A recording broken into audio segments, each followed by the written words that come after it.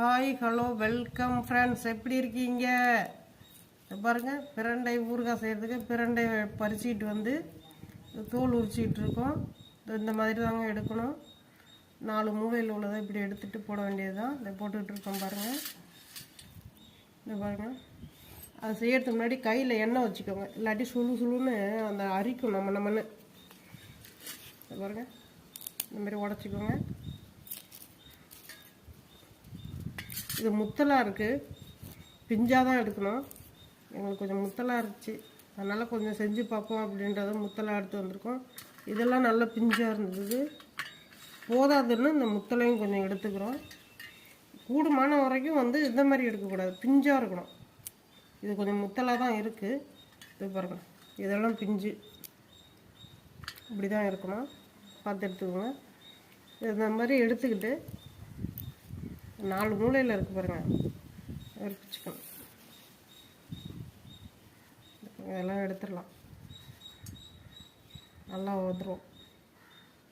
கத்தியால் கூட எடுத்துக்கலாம், கையால் எடுக்க சிரமமாக இருந்ததுன்னா கத்தியால் எடுத்துக்கலாம். எடுத்துக்கிட்டு எண்ணெயை ஊற்றி இதை நல்லா வதக்கி எடுத்துக்கணும். நல்லா வதக்கணும், அந்த பச்சை வாசம் போகிற அளவுக்கு வதக்கணும்.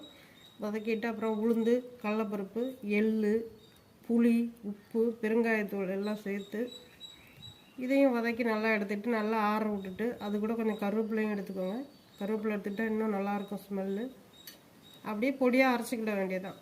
அரைச்சி சாப்பாடு பிரண்டை சாத பொடி அப்படின்னு சொல்லிட்டு செஞ்சுக்கலாம்.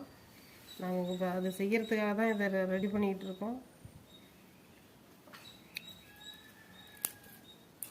இது பிரண்டைனா முதல்ல எனக்கு சாப்பிடவே பிடிக்காது, சாப்பிட மாட்டேன், அதை பார்த்தாலே அரண்டு ஓடுவேன். இப்போ இதனுடைய மருத்துவ குணங்கள்லாம் தெரிஞ்ச பிறகு என்ன பண்ணுறது, இப்போல்லாம் அடிக்கடி பசங்களுக்கு செஞ்சு கொடுக்க ஆரம்பிச்சிட்டோம். அதே போல் இதை பார்த்தோன்னே என்னடா அது இப்படி இருக்கே அப்படி இருக்கேன்னு பயப்படாமல் பிள்ளைங்களுக்கு சின்ன வயசுலேருந்தே செஞ்சு கொடுத்து பழகுங்க. அதான் நல்லது, உடம்புக்கும் நல்லது. கால் வலி, கை வலி, உடல் வலி, மூட்டுக்கு உள்ள வலியெல்லாம் போகும். இதை பாருங்கள், இதெல்லாம் மூட்டுக்கு மூடு இருக்குல்ல, இதுதான் அதனுடைய நன்மை. மூட்டுக்கு கை காலில் உள்ள வலியெல்லாம் நீக்கும், நல்லாயிருக்கும். பசங்களுக்கு பிரண்டை சாத பொடியாகவும் ஸ்கூலுக்கு கூட செஞ்சு கொடுத்துடலாம். மதிய சாப்பாட்டுக்கு, வீட்லேயும் மதியத்துக்கு இந்த மாதிரி செஞ்சுக்கலாம்.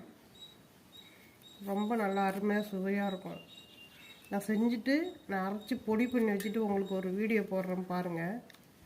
இதை வச்சு நான் அந்த பொடி அரைக்க தான் இப்போ ரெடி பண்ணிகிட்ருக்கேன்.